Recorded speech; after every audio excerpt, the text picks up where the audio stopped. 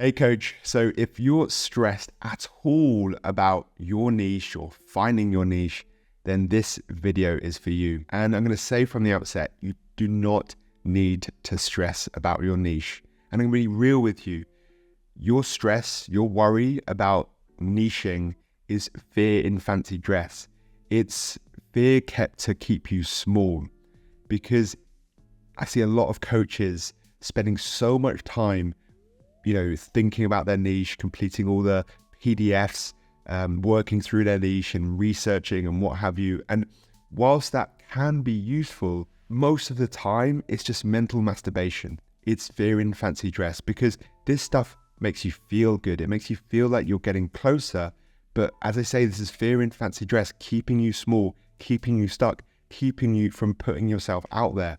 Because as I'm about to explain, the only way to find your niche is to be putting yourself out there by testing, by selling, and then building. Now, I'm going to share my story in a bit and how I got to my niche and the lessons in that and the biggest mistakes I see most coaches making in finding their niche, along with my final recommendations about how to go about finding your niche. Because yes, in my experience, having a niche helps, but it's not a necessity. There are many coaches out there, very successful coaches out there, without a niche, coaching anybody and everybody, because they don't want to narrow themselves down, and that's totally fine.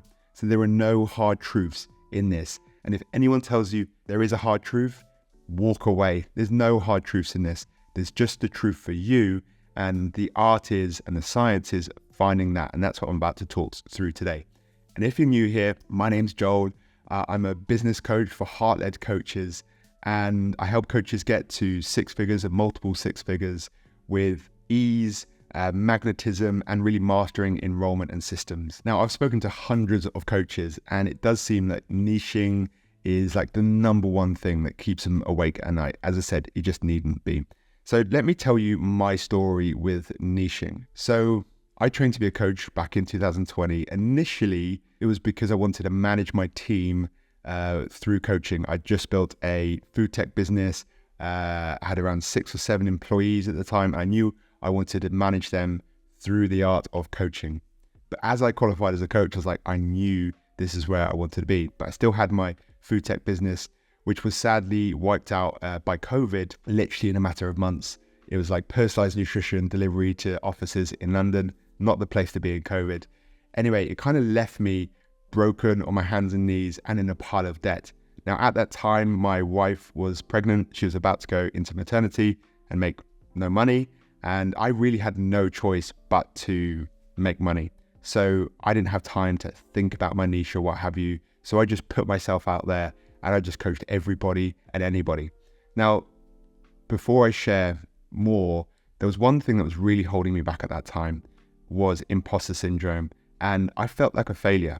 My food tech business had just failed, and I felt like a failure. I also kind of had amnesia. It's like when we qualify as a coach, we have amnesia. We forget that we've done life before, and yes, we're new to coaching, so we must be new to life. And I had amnesia. I completely forgot about all my prior experience, and I just focused on the fact that I'm brand new to coaching. Who am I to coach others? And who am I to coach others when my business just failed? But I had a coaching session with my coach at the time, and he reminded me kind of who I was. And he reminded me of all the other things that I'd achieved and learned through the process of building that business, which was things like raising £1 million, fundraising, managing a team, building an app, marketing, sales, all these different things, along with the personal transformation, because I was once overweight, lazy, would snooze for hours. And at that time, I was incredibly consistent, disciplined, in the best shape of my life, happy, fulfilled, deeply connected to my heart. So I had been through a huge transformation, and my coach helped me realize that. But what's more is that he also got me more convicted into the power of coaching, because I believe the best way to sell coaching is to live the transformation of coaching. Write that shit down. It's why coaching is the best career in the world, because we have full permission to go and create and live our dream life and then share how we got there. In fact, that was essentially my business model. I was just trying to work on myself, create my own dream life, and just sharing how I got there. So in this process, in my earlier process of coaching, I just coached everybody and anybody. I coached people on relationships, on promotions, on starting a business, on high performance, on coming out to your family. I coached people on everything and anything. And what this allowed me to do was really hone my craft as a coach, but also to start to understand humans and start to understand needs and desires, also what people would pay for, what people wouldn't pay for. And it also allowed me to see who I enjoyed working with the most and the problems I like to solve the most. And in that, I started to notice that it was men, high-performing men, and around habits, productivity, and routines that I really like to help with, but also people wanted help with, would pay, and I enjoyed, which is really the alignment that we're looking for. What are we good at? What do we enjoy helping with? What people want help with, and what people will pay for. And I had found that with high-performing men who want help around productivity, routines, and habits. So I really leant in there. I call myself a men's high-performance coach. And the more that kind of filtered my content and what I put out there, the more cohesive my message became, more cohesive my brand came, and the more clients I created in that space. So I got to a point where I was pretty much full with my one-to-one client roster. So I then took all this knowledge and I unpacked all the clients that I'd worked with, and I connected all the common threads, and I connected the journey and sort of built out my unique framework for success, from taking them from where they are now to where I got them to. And I created this offer called 63 Days to Personal Power. And it's important to note that before this, I had a loose offer, I had a loose framework, but really I was meeting people where they're at. And I think with one-to-one coaching, that's your strength, right? That's your position of strength, is your tailor-made approach, your personalized approach. So yes, having a framework helps, but really when you're one-to-one coaching, you just want to meet people where they're at and make things up on the fly, make things up in the enrollment call to tailor it to their needs. Anyway, because I was full, I then launched a group coaching program, and I took all that data and I created this unique framework for success, and I created this offer called 63 Days to Personal Power. Now, the reason why I'm sharing this is that this now formed my framework and my pillars for content, but it also formed my framework for testing. So let me just draw this for you. So I had a program called 63 Days to Personal Power, which had three pillars. The first was self-awareness. The second one, I think, was motivation. The third was consistency. By the way, if you want to know how I created this, I'll put a link below in the show notes on my playbook on how to create your unique framework for success. This is how I learned how to do this. So I had my 3 pillars, and for the 3 pillars, I had 3 steps. Essentially, the 3 steps to build self-awareness, 3 steps to build motivation. Actually, that was motivation. That was discipline, consistency. Anyway, the 3 steps to build effortless consistency. Now, this was my whole transformation, personal power. And the reason I'm sharing this is that this now became my framework for testing and my pillars, my content. So what I would do is one week I would test content on this topic, and I'd make an offer that week based on that topic. And the offer wasn't like my full offer. Sometimes it was, but it was usually like a lead magnet or a call with me or, you know, a freebie. And what this allowed me to do was really to test and to learn. Principle that I really want you to embody and to live by is sell, then build. It's a principle that I had learned from building my tech business. And the idea is you sell it first. You see what the appetite, the demand is first. If there is appetite, if there is demand, you go away and build it. It's scary as fuck, but it's the most agile and fast way to build your business. And this is what I was doing every single week. I was picking a topic, writing about that topic for a week, sometimes 2 weeks, and then making offers on that topic. And I learned through that what people wanted. And I had a few killer lead magnets, which created me a load of email subscribers, which I nurtured in my nurturing engine. But in this, I noticed there was one week where I created content around my 5 a.m. morning routine, and it absolutely kicked off on LinkedIn. I had around 70,000 impressions, which was a lot for me at the time. And I created lots of clients, lots of followers, and lots of people in my newsletter as well. So I was like, this is really interesting. I'm going to lean in here. I'm going to double down on this. And the more I double down on it, the more followers I got, the more engagement I got, the more credibility I built, and the more I position myself and improve the cohesion of my brand. So I then created an offer called the 5 a.m. Club, and that offer took off. So I had around 250 clients for that one offer, which then became the Trojan horse to my full program, 63 Days to Personal Power.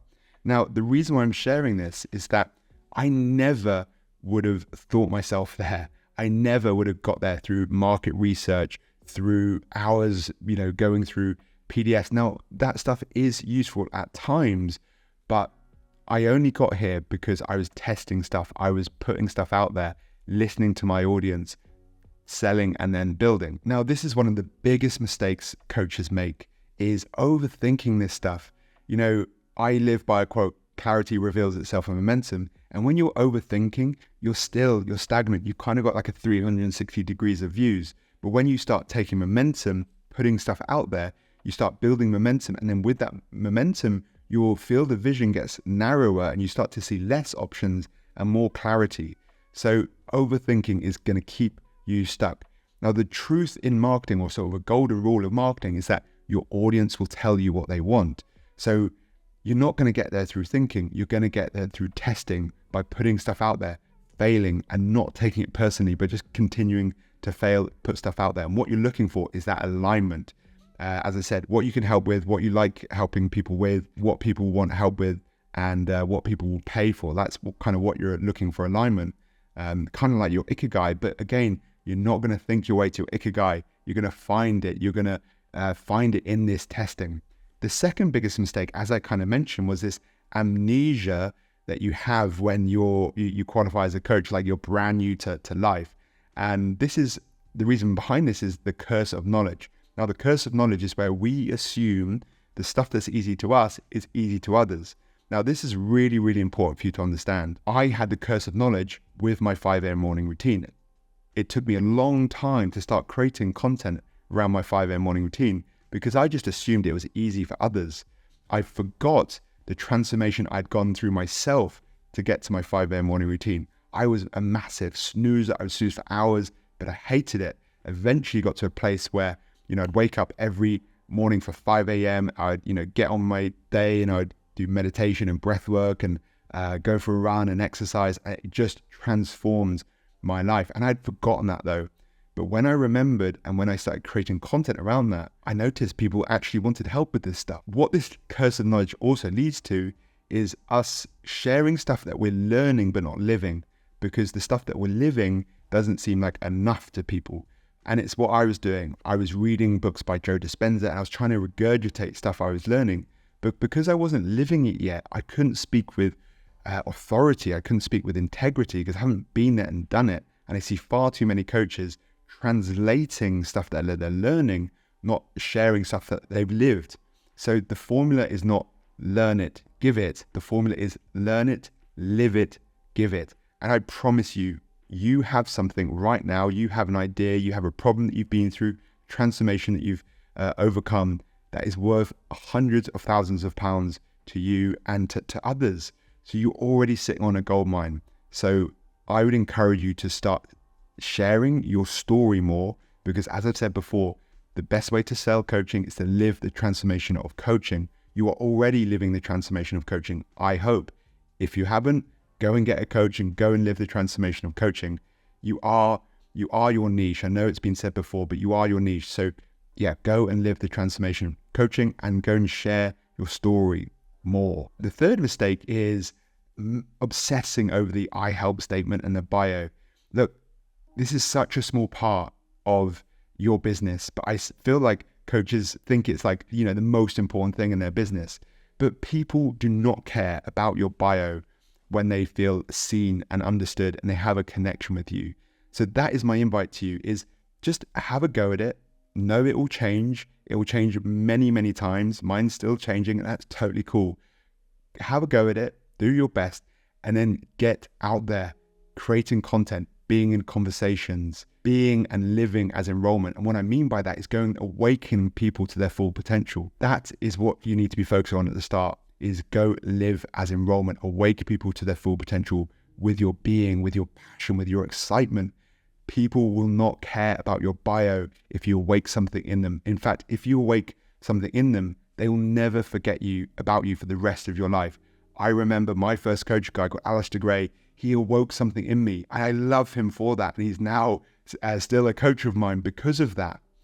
Go be enrollment, live as enrollment, awake people's inner potential. That's the important stuff. That's the 90% of the stuff that's important, that's going to really move your business forward. But your bio is like this percent.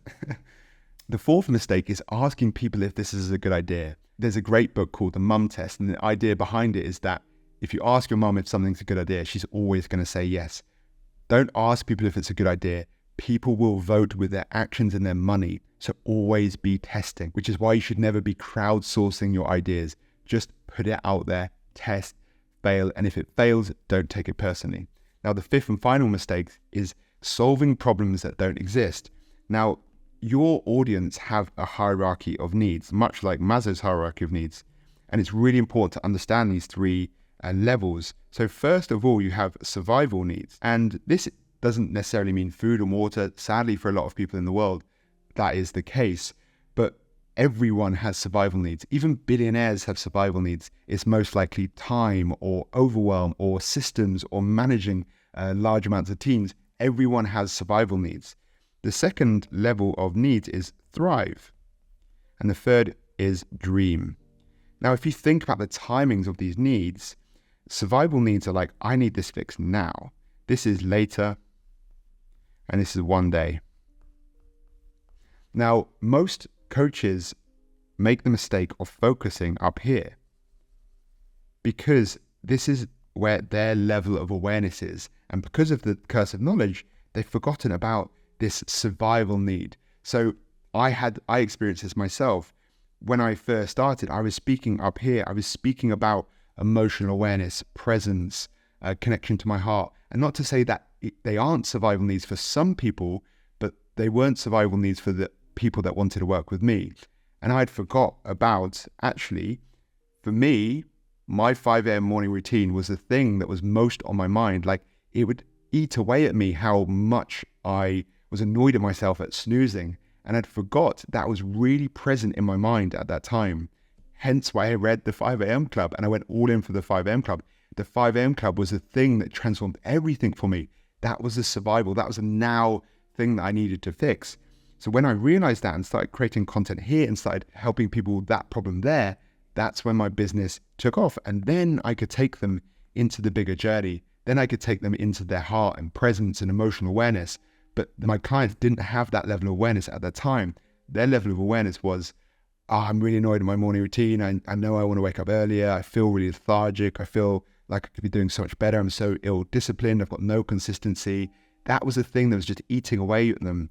So my encouragement is to really try and find these survival needs and focusing your content and your offer on that. But you're not going to get there by thinking about it. You're going to get there by testing and putting stuff out there. So here's kind of my recommendation is just start, cast your net out wide, start with what you know and let go of everything else.